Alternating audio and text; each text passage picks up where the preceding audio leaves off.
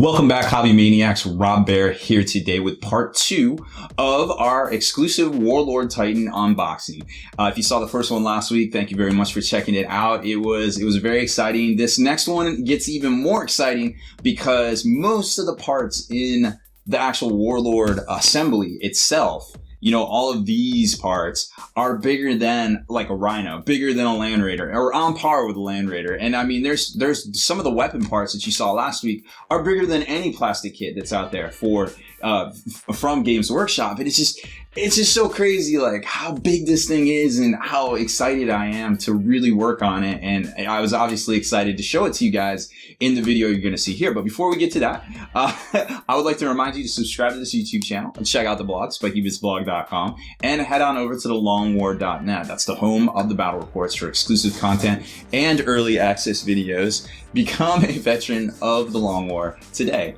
So, like I said, part 2, it's a little long because we unboxed the 2 big boxes for the Titan itself. And one box is like literally, I mean, not even 20 pieces. That's how big those pieces are that are in that army-sized, you know, box from Games Workshop. It's crazy. And then we get to the next box, which is all of the little pistons, the gears, the knee joints, all that other stuff. That's you know, I didn't pull them all out of the bag, but you get a good idea for it, I feel like. And I mean, you got pistons that are the size of Marines. You know, you got the Marine stands almost as tall as the toe itself. You know, some of those pictures we've seen in the past, and it's just crazy stuff, and it's really exciting to be a part of it. And you know, obviously this is going to go over to Kenny Boucher at Next Level Painting to paint up.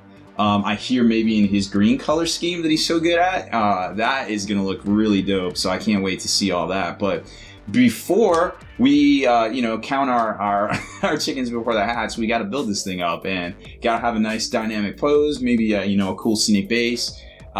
So, you know, it's a very big project, and I'm really excited to be part of it. So let's take a closer look at part 2 of unboxing the Warlord Titan.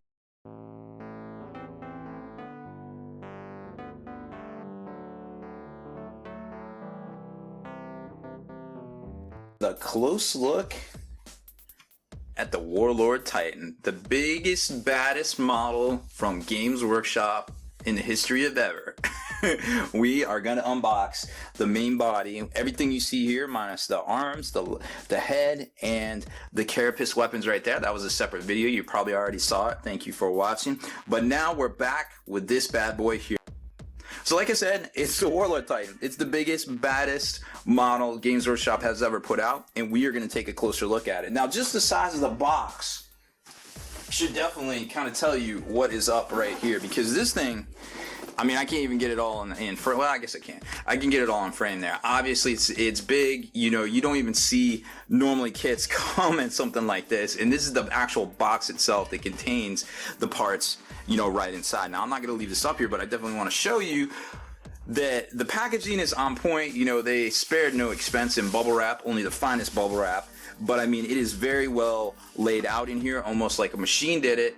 Everything is, you know, it's just amazing. If you're going to spend the money on this, you obviously want this kind of quality and dedication to basically just getting it there. You know, like, I don't want to hear excuses. Now, granted, it's not like all cool like Apple, like you open it up and it's got all the, you know, the thing for your iPhone and all of that, and like the grand, you know, the whole, I think they call it the out-of-box experience, but it still is pretty cool with the styling, you know, the red packaging. It's all Mechanicus. It's all very well done. I super love it. So there's that. So let's take a closer look at this little, I want to say the Warlord, the Codex Warlord, because this thing is nuts. You know what I mean? Like, this is literally basically almost like a supplement that is just the instruction manual itself. Now, like I said, it's very well done and very well put together. The tolerances are amazing on this thing, but I mean, once you take a look at the 2 exploded view diagrams right there, you're like, wait, what? You know what I mean? Like, look at all those parts. And I mean, this isn't even the scale. I mean, obviously, this is the leg and the torso going up to the thighs, and then this is the actual, that's the legs and the torso and the thigh going up to the thighs and the waist. This is the torso itself, sans any arms or any head or anything like that. Those are all separate kits that we already showed you. like mine exploded. You know what I mean? Like, look at all this stuff. There's so many parts, and a lot of it is multiples of the same part. Like, you got multiple toes, you got multiple stabilizers, you got multiple armor plates, multiple, more armor plates, just these. I think these are the things they locked into. You got wires, you got actual leg joints, pistons. Remember, all these pistons are positionable. Like, it's super crazy. Like, you got the shaft and then you got the rod, and basically depending on how you position the legs, that is what determines where you cut it and things like that. So it is very, very thorough, like how you do all the placing. And now they have pistons in the arm sections, for basically stabilizing the shoulders and things, getting all up to the actual front where the head goes. There is no interior compartment. It is hollow. This whole section right here, I mean, you're talking something that's like the size of a Land Raider itself could literally fit inside this area that's going to be hollow, which is also kind of incredible. I mean, it's great that they figured out how to do that and, not obviously pass on the cost savings, which when you say cost savings on a kit that costs $2,000, imagine how much it would have cost if there was more resin in there, you know what I mean? So this is a kit that I feel like, in this day and age, if we did not have computers, it would have never happened, so to speak. So there, it kind of gives you an idea of basically what's happening. You can kind of pose it this general direction, but you can do it, you can reverse it. They warn you against getting too crazy with the bends, because to be honest, the pistons only go so far. They don't actually lend support to the model, but it's always good to have that realistic kind of look to it and things like that. So you don't want to get too crazy with it, but this is just basically the exoskeleton of the actual functional parts minus the armor plating. And then you get into basically how that works. It starts, the covers and things like that, and then it starts getting into gyros, and then the pistons and how to cut the pistons. They're very thorough with it all. And then it gets to the really exciting part, which is the actual torso. And this thing is, like I said, it's just massive. Look at all this hollow area right up in here. I mean, it's just crazy. It's literally the size of a Land Raider that you could fit in there. You just probably, hey guys, I'm here. Oh, oh, you killed the Warlord? Oh, well then, Creed and his Land Raider comes screaming out of the chest. Rah! Whatever. Who wouldn't want to see that? It's just so crazy. Like, just look at this thing. And then even more, like where the armor plates lock into the shoulder joints here. Very similar to how the Night Titans do it, but it's a little bit different. That's more of a vertical. This is more of a horizontal kind of positioning there. And then you've got, like I said, the pistons that help stabilize the actual arms themselves, which can also move. You can have the guy, you can have the guy gatting off to the right, to the left, whatever. And then they recommend at this stage that you start painting it, because you want to paint the armor plates separately. You don't want to glue them on, because then you won't be able to get to the metal work and things like that underneath it. I did notice that they didn't say keep these armor plates off, which you could, because they are separate pieces. So that's just something to keep in mind as well at this point, that you may want to do that. Now, I also heard, that there is some points on here that they may have gotten wrong. Obviously, I'm going to check some of the other tutorials and things out there that are already existing, because this kit's been out for a few months, just to keep an eye on those. I don't know what they are at this point, but hopefully we'll do some videos and kind of show you guys how it's going to all go together, and so that, if you're watching these videos and maybe not somebody else's, that we still get the word out about something that might be wrong with this particular kit, because nobody wants to spend a bunch of money and have it mess up. So the first piece, it looks to be part of the shoulder armor plating. You can tell, I mean, the detail, once again, impeccable. All this stuff, very well done. The exact depth, you've got these cuts that are masterful. Just something that couldn't be done without computers, you know what I mean? All of the little studs and everything on the back, pretty amazing. Now, when you take a look at this, once again, there's a Rhino. You know what I mean? Well, the Rhino can literally fit inside that armor plate. It's just that crazy that these things are literally that big. I mean, it is the biggest kit out there. So there's going to be a bunch of plates of those. But let's see what else we can kind of take a look at. So you're going to have a few of them, 2 of those actually. Then you're going to have the other one that actually locks in to the superstructure, which is also very significant in size in and of itself, obviously right there. So there's those. And then you've got part of the underneath. Actually, this is on the back right here. This actually goes like, I think it might be like that, well, I forget. But basically, that forms part of the underneath where there's actual venting and things like that. Here, I'll just show you. I feel like I did not describe it accurately. So that actual piece is part of the underneath section right here. I was thinking it was this up here, but we'll just keep that out for handy dandy identification. And then you've got some of the collars. This actually goes around the front where the head would be. Just another piece of armor. And I mean, obviously, I mean, it's just like, come on, like literally you can fit a rhino in that. Like, that's crazy. Maybe some orcs, orc player could buy this and loot it and put a orc battle wagon on the front, right? Piloted by a orc battle wagon. Then we start getting into some of the bigger pieces here, and this actually is one of my favorite pieces to show people. So first off, it's got a lot of negative space underneath it, but what this actually is you know, just to basically save money on material, on resin, but it also gives it strength as well, because it's got those archways across there, and there isn't much else in the world design-wise that's stronger than Hemisphere. And then this is actually the top plate, and I like to call it my the Land Raider assault bridge, because basically a Land Raider can just it is literally that big. Like, look at that. A Land Raider fits on the back. Yo, dog, what are you doing? Oh, no, I just need to ride. Just chilling. It's so big. It's ridiculous. I love this kit.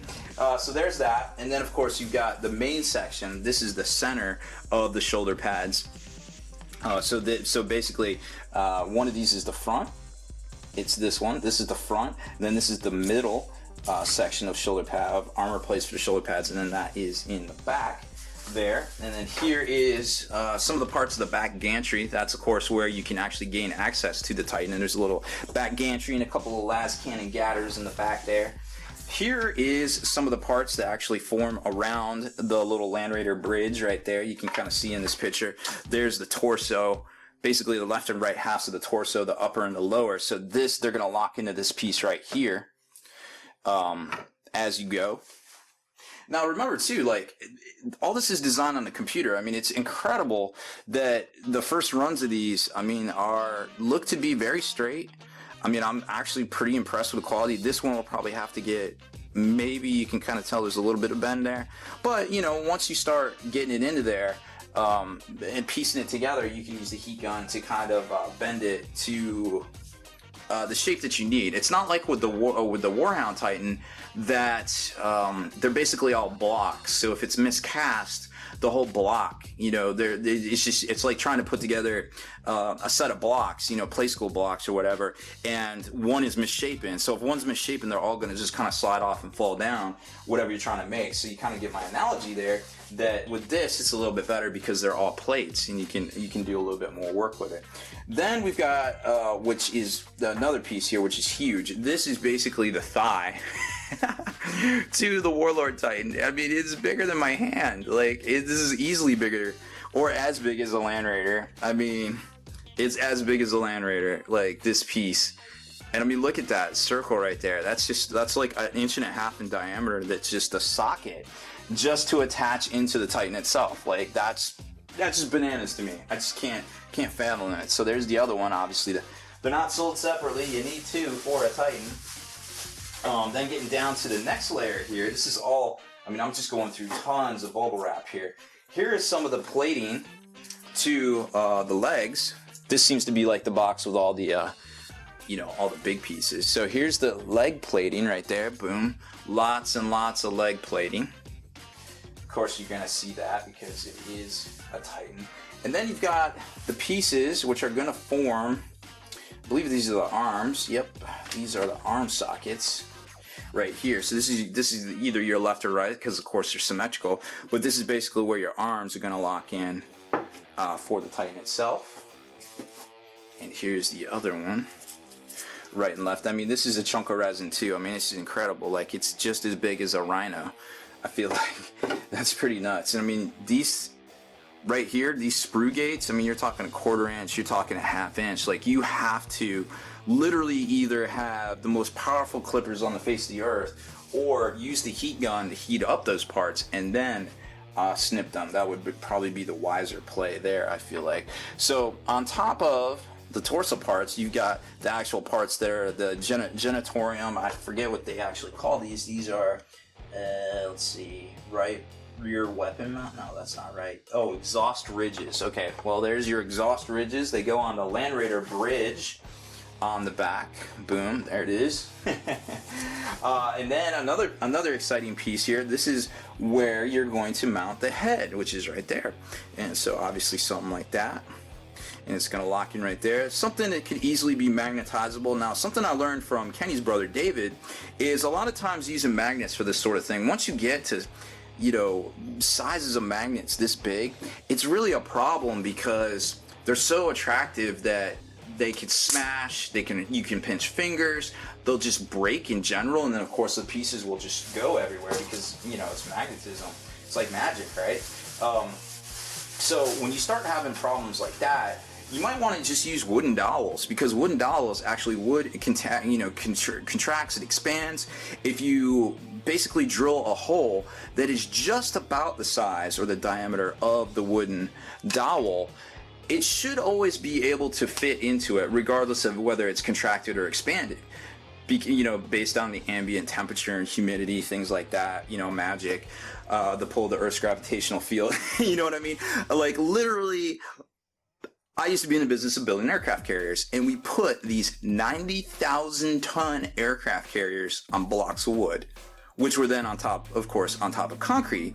But there was only, like, you know, less than 10 of them holding up this whole aircraft carrier in a dry dock, you know what I mean? So, like, wood, it gives. It's worth it. It's definitely worth looking into. Don't get tricked into always doing magnets.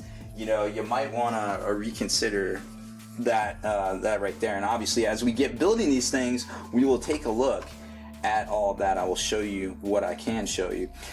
This piece right here up next is the groin plate, I want to say. This is where your legs are going to attach, and it's going to basically lock into the top, which we haven't seen the top piece yet, but I'm sure we'll get there. And that right there is just, you know, just empty space. There's going to be an armor plate that goes over top of it, but other than that, not too much going on there. I mean, that literally is probably half a pound of resin right there. Like, that is just an immense amount of resin. Here's the little caps for the exhaust, which would go basically there and there on the back of the Titan. And then we've got these interesting little parts right here, which up here, these little guys look to be the parts that lock into the arms, which are going to go right here. Squeak, squeak, pew, pew, pew, pew. So that's where the arm socket's going to lock in. So those things, the turbo lasers and things that I already showed you, that is where they're going to go. And again, I mean, just look at the girth of it. It's almost as wide as a Rhino. Like, that is just crazy. Then we've got, these are not throwing stars or shurikens. These actually are the things you mount the armor plates to right here themselves. And yeah, you can probably tell these things are huge. Like, it is nuts. This is as big as the Land Raider as well. Like, where'd the part go? I don't know. Move the Land Raider. That's crazy. I just cannot, man, I cannot tell you how excited I am to start on this bad boy right here. So there's the armor plates. They basically, all three of them lock into there. And here is the final piece that we were just looking for that I was telling you about. That's the bottom of the whole assembly of the torso. So that's going to be your back. I don't know which way. Okay, so this is forward. So that is basically going to be boom. Now, the way I understand it, reading the instruction manual, this does not have to be glued down. Now, granted, it's supposedly supposed to stay up under its own weight as long as you do a good job assembling the legs to not be, you know, you don't want probably more than a 5-degree shift, because otherwise it could topple over on itself and nobody wants to see that. But I mean, that is, I mean, you're talking almost 5/8 probably worth of stabilization right there. And it seems like once you have all that weight pressing down, that it should create enough force basically through tension.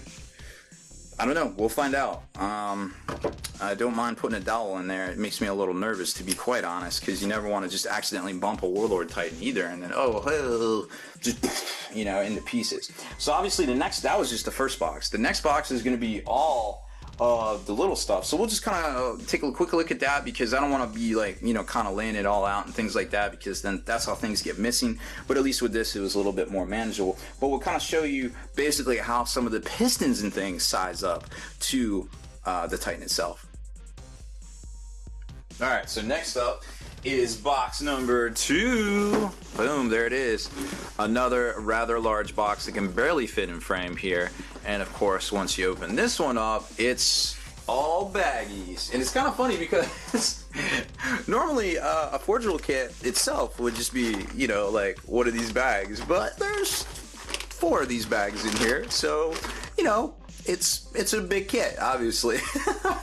So these are all the smaller parts, you know, from the exploded diagram, of course, you know, all the rest of the little components. And we're not going to dig too deep into here, but I definitely want to show y'all, you know, how crazily big. Like I said, you know, normally you buy a kit like a Night Titan and it comes in a bag like that, and that's just a kit. But no, this isn't just the kit. This is the part. This is like like an 1/8 of the Warlord Titan. So it's just pretty nuts. It just blows my mind, man. I'm giddy, man. This is what the hobby's all about. I love this shit. So here's the first piece, and this is like a basically it's like a kind of a ratchet type deal for the leg, which you know, it's kind of like a bipedial kind of thing. So, well, here, I'll just show you on the diagram. So basically that big piece right there that I already pulled out from the last one locks into here, and then this kind of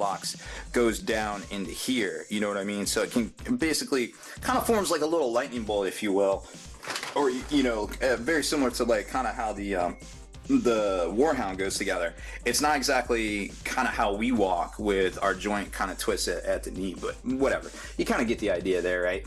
So basically that thing is huge. I mean, if you compare it to to my little Iron Warriors guy there, right there, he's like, what the heck? I don't want none of that.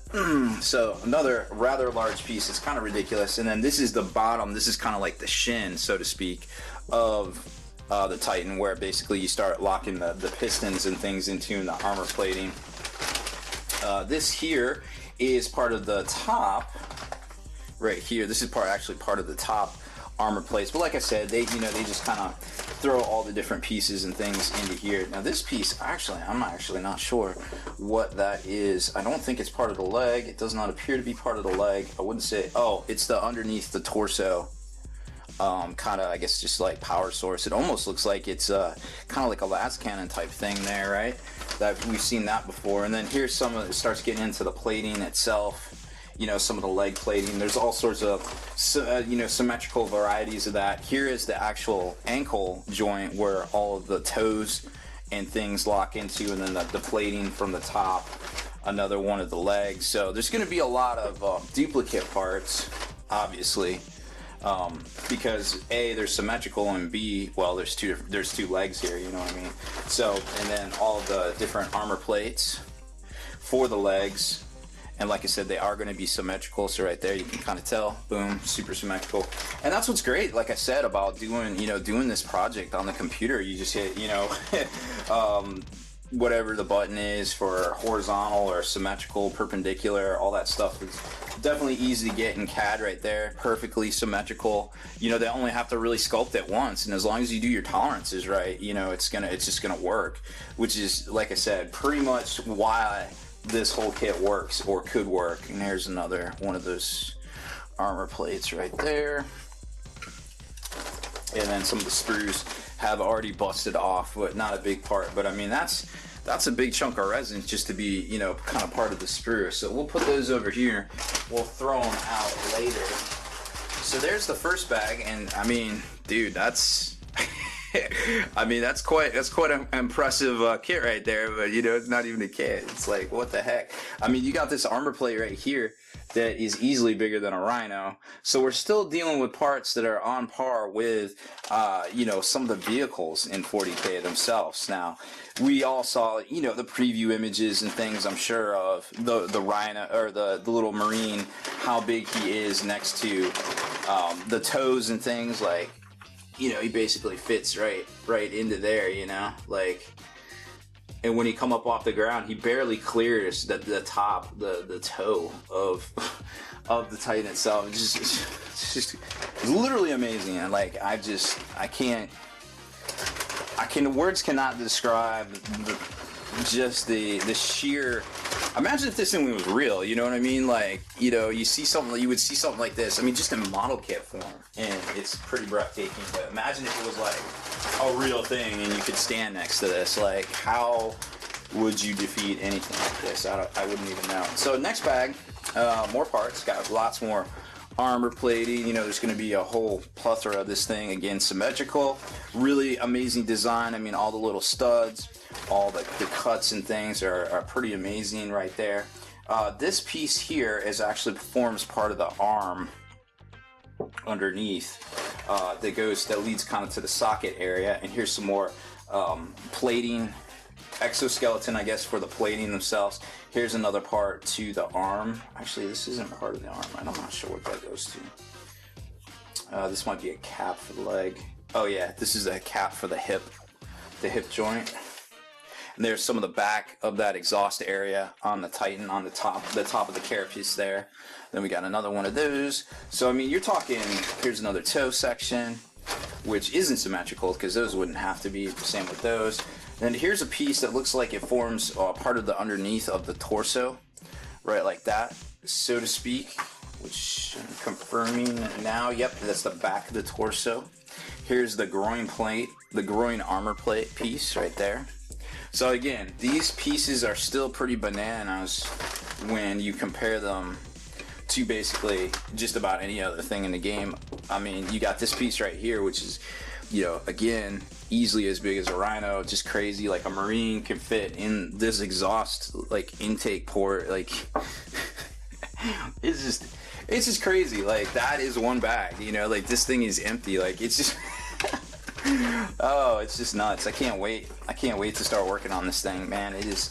And you know, and it really leaves the door open. I feel like, you know, a lot of that's going around already. Like we saw the smaller version of this that was everybody thought it was a prototype. You know, it was sitting on the table next to it at the Warhammer Open back in July, and then all of a sudden everybody's like, oh, Epic's coming back, huh? Maybe that was an Epic size Warlord Titan, you know, so they can always kind of drag and drop, kind of like FFG does with their designs, because you can tell some of the new board game, the Rebellion board game, you know, it's pretty amazing how big and how, I guess, similar the 3D designs are to existing Armada, Imperial Assault, and also X-Wing ships. Like, it's almost like they just hit upscale, boom, you know, like giving Mario a mushroom or something, and then they can just print them right out. Once you have the design, it's very little work you have to do to it, you know, to go between scales. So there's a lot of the toes you can kind of see there, and then these are the pieces that basically lock in on, the cats have discovered the bubble wrap. I can hear them in the background. Those are the little, what are those, part 60 toe pistons. Toe pistons? Yeah, okay. I guess those are part of the system, like kind of how they pivot the toes there. Not exactly a conventional piston as you and me would imagine, I'm sure. So this is literally all those same pieces. So again, a small size forge roll bag just full of toes and toe pistons. So we're not going to show you all that because that's boring. But I will show you this. So a toe piston is literally bigger than a Space Marine, which is probably bigger than a Terminator as well. So just these little pieces are still bigger than most stuff we're used to on the tabletop. Now this bag actually kind of spit open, and that's what I was worried about, but we got it. So lots of little pieces in here. I'm not gonna dump this out, but there's the gantry of kind of the back piece, the back porch, so to speak, where they take the Titan pilot takes his smoke breaks and things. Then you got the las gun, the las cannons, and the mauler. You can mount these for the point defense, some different nozzles and things, more of the back gantry. I kind of don't know where the gantry is. Maybe it just forms itself from the superstructure itself. These are actually the hip joints and the gyros that go in the hips right there.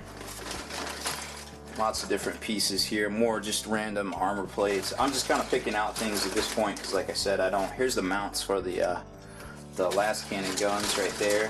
or the point defense weapons. And lots of piston holders here. There's probably going to be quite a few of those. I'm sure there's a lot of, yep, there's the pistons. So lots of different things actually inside here. Here's some, what is this? This looks to go around the bottom of the foot. Some sort of mount for, oh no, this is go around the hip. So around the hip area where all the pistons lock in to give it that structure. Let's see if there's anything else cool in here. These, I'm not sure what this is actually. I think this is part of the arm.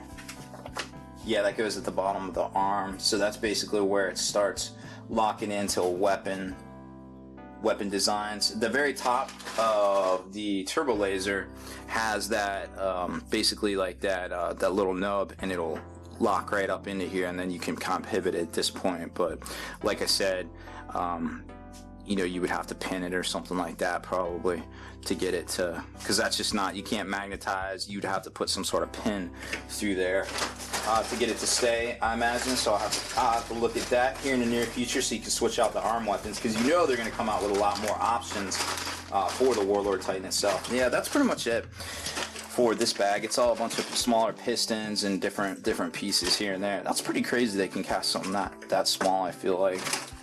It's pretty nuts. This whole thing, this whole project has really, man, I'll tell you what, if you can get motivated to work on this thing, it will reinvigorate your hobby. Because man, just unboxing this for you guys, I am just like so excited to actually get in and start. Well, I'm not excited to deflash it, but I am excited once it is deflashed to start setting up the legs and setting up those poses and actually get the whole substructure together and start actually working on it, learning how to magnetize it, just kind of doing all that work that man, it's just going to be a really exciting project. And this is, like I said, man, this is the top of the food chain. This is the pinnacle. This is the zenith, the spear tip, whatever you want to call it, man. This is bringing hobby back right here, and I cannot wait to start on it. So thank you for watching.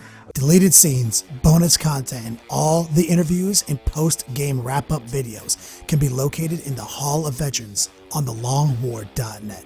Visit thelongwar.net today and try a week completely free with no strings attached. That's not all.